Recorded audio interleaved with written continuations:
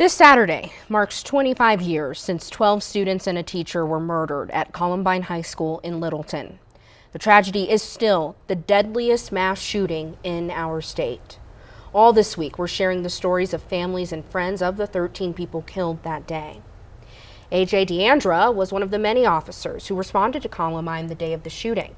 Since that day, his mission has been to learn from what happened and spark change. Denver 7's Veronica Acosta tells us how he's been able to do that and how his example impacted his daughter in ways neither one of them would have ever expected. There are moments when it feels like it was a heartbeat ago. And then there's moments where it feels like it was 25 years ago. Yeah, I'm fine, but a lot of other people aren't. And so that can change at a drop of a dime. 25 years ago, DeAndrea responded to Columbine High School for a shooting where 13 lives were taken. 25 years since, his emotions still ebb and flow. When it's close to you, when it is that just a heartbeat ago, those are heavy, heavy, heavy, heavy times, heavy moments. All those memories, all the decisions we were making, that day at the drop of a dime, things we had to live with for the rest of our lives. Recovery and resiliency weren't words AJ thought about in the days or even the weeks immediately after the shooting. The realization those two things were desperately needed came later. Columbine changed probably every aspect of my life. I found myself, I was sitting on the deck, I had a glass of bourbon, I had a cigar, and I was crying.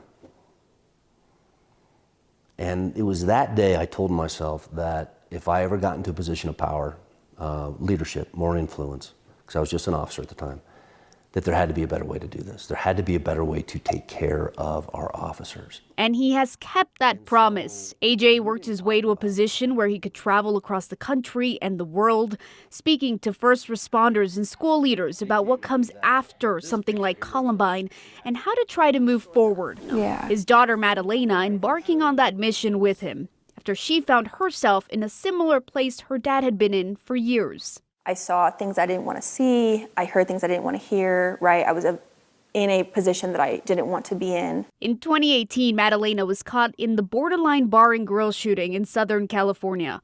But she survived, in part because of the active shooter training her dad imparted growing up and the mental health journey AJ modeled for her. And I'm so lucky to be able to say my experience has been one of post-traumatic growth. This journey has led the two to work together to help others. They speak on stage together about active shooter training and, most importantly, how to continue living after the fact. It's going to happen. Bad things happen.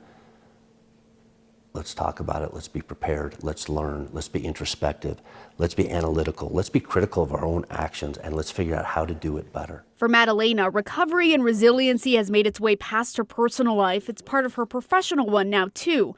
She is the Senior Manager of Strategic Projects, Recovery and Resiliency for Jeffco Public Schools, in service of the district she grew up in. To weave recovery and resiliency into things we do with our students and our staff and our community every day. To build a resilient community that is so resilient. Jeffco is an incredibly resilient community. A resilient community trying to live every day in honor of the lives lost 25 years ago and families forever changed. For me, we can never forget. We can never forget what happened. And at its raw essence, we need to understand why it happened.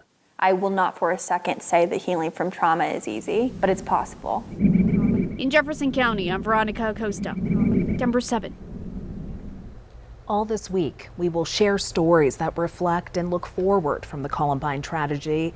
And tomorrow on Denver 7 News at 5, we'll look at how a small act of kindness made a big difference in rebuilding the high school library. We'll be right back.